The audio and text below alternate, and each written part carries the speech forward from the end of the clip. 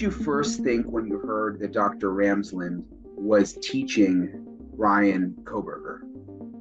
Um, I found out Friday after Kohberger's arrest. I actually saw somebody mention Dr. Ramsland on Twitter.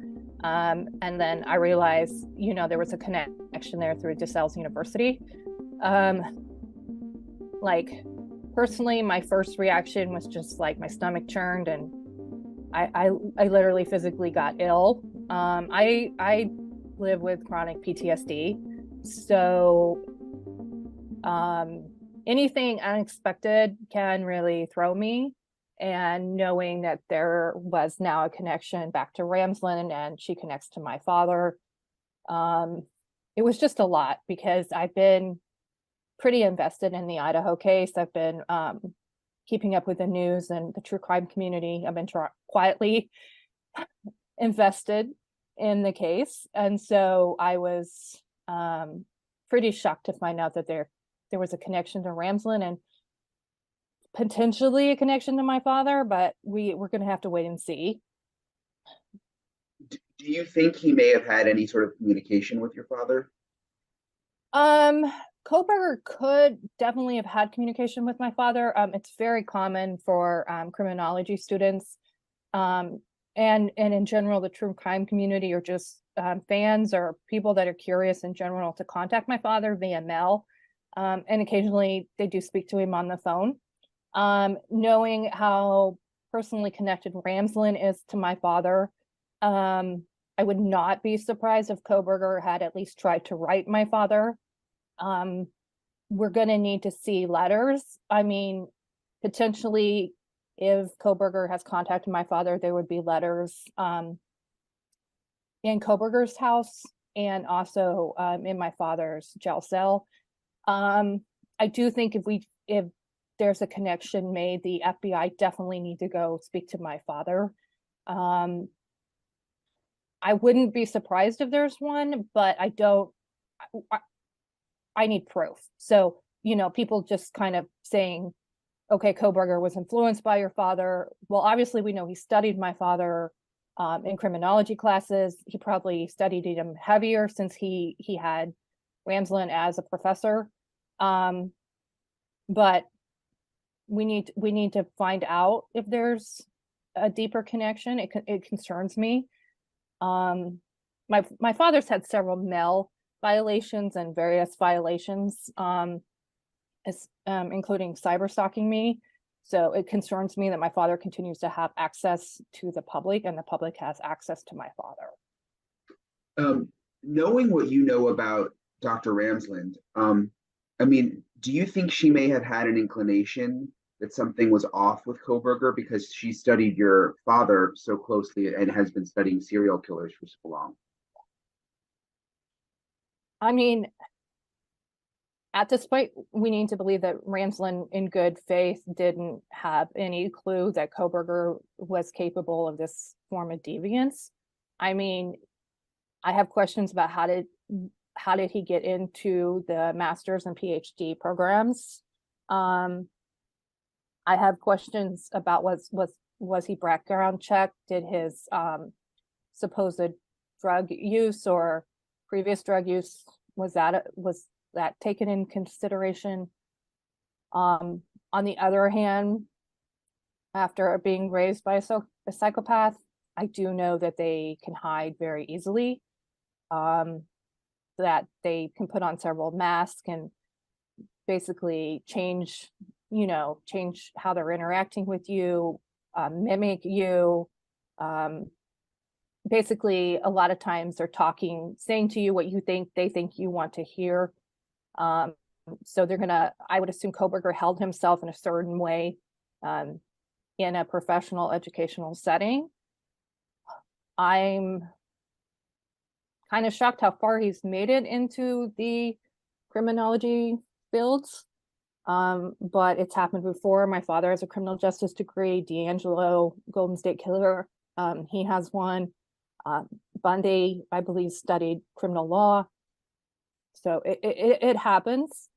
I mean, you can be an expert on psychopaths and they're still going to trick you. And honestly, somebody like Kohberger probably found that thrilling. I don't know to what degree where his deviance caught up with him, or to what degree he knew he was deviant or he was capable of this kind of act. But I'm assuming, based on what I know about like my father and other, serial killers like my father, they kind of get off on being smart and thinking they're smarter than everybody in the room, and they're not going to get caught. I definitely can see that being a case here with Kohberger. What it's like to be a family member of someone who's killed. I mean, what can you say about what Kohberger's family? I mean, he's just a suspect at this point, but what can you say about what his family may be going through?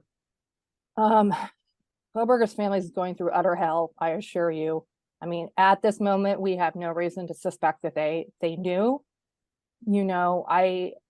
We're going to have to wait on law enforcement, but innocent until proven guilty. So as of now, we have no reason to suspect they had any involvement, they had any knowledge. I know people are out there saying, well, what about the car, and that the father supposedly drove home Kohberger from college. I get it.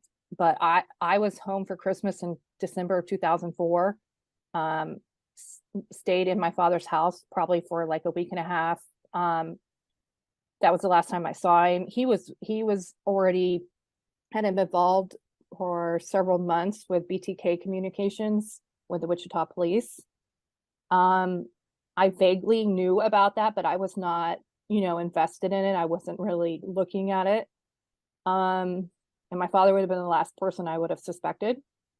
So I got the FBI knock at like around noon in Michigan. I lived outside of Detroit at the time, but it was like a detective team with, what I understand, like support from a SWAT team that went in and notified my mom, because they didn't know if my father had rigged the house.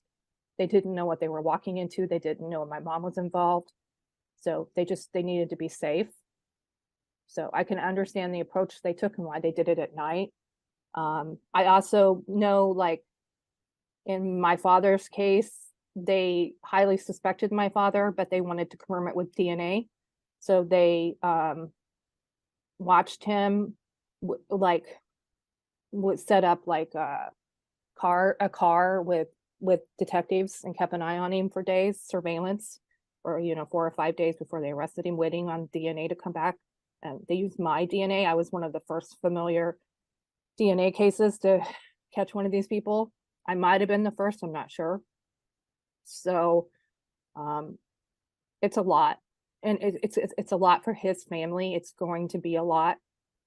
My father pled guilty, so we didn't have to go to court. But if Kohberger pleads innocent, then they're going to have to probably be witnesses in court, testify. You're talking years of therapy they're going to need, and like the quicker they can get into trauma therapy, the better. I made that mistake of not getting trauma therapy for 2 years. I thought I was going insane from the PTSD. So it's a lot, and they have every right now not to speak to the media, or the right to speak if they want. But I would recommend not speaking until at least the case is over, the trial's over.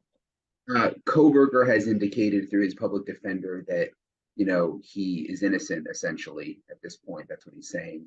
As a family member of someone in this situation, initially, did you believe that your dad was innocent, or did you immediately, look at the evidence and say, okay, I think he's guilty?